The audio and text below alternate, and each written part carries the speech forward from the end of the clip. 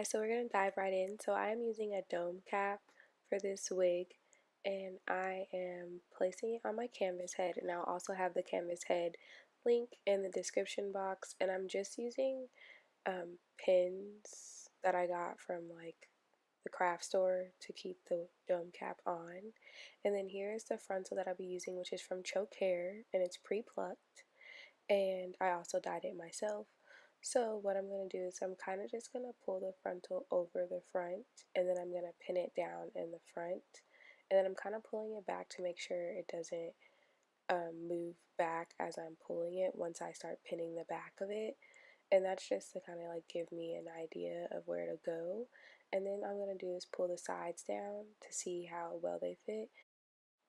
And once I've done that, then I just pin the sides of the frontal, and then I also pin the middle of the frontal, which you guys will kind of see, which I forgot to put in the video. And this canvas head is the same size as my head, so that's why it's kind of like perfect. And then after, all I do is pin the hair up just to kind of get it out the way. So I just wanted to show kind of like my sewing process in a sense, and like how I sew all of my tracks and bundles and frontals. So what I do is I take the needle under, and then I pretty much like pull the string around, and I kind of forgot to zoom in on this part, but later in the video you'll see kind of how I zoom in. But it's very simple, and so far like I've made 3 wigs using the same method, and they have yet to like come loose and anything like that. The only thing with this is like you want to make sure that you do have like a long piece of thread, because it's a frontal and you're gonna kind of need that. But even if you don't, obviously like you can end it and tie the knot and then kind of go from there. But yeah. I'm not playing no games. Always back and forth. I need your support now. And can't you come over one more again?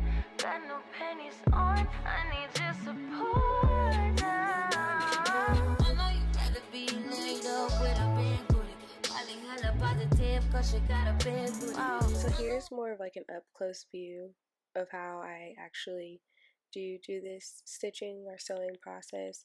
So I go under, and then I kind of just bring the string around, and you can see that it kind of like creates like a line that goes across. I don't know if you can kind of tell what I'm talking about, but it kind of just like lays against the frontal, like the back of the frontal.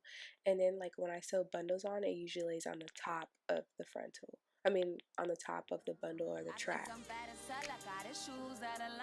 Saying tomorrow I do the dishes, never come easy bake, easy wake up on. Just give as much as you take, forgive as much as you hate, or get the fuck out. I've been in the dugout. So here I'm just showing you guys kind of how I end the frontal and kind of like secure it. So I just kind of finally get the thread underneath, and then once I do that, I take the thread and I wrap it around the needle at least 3 times, and then I pull it just like so, and then it kind of creates a knot.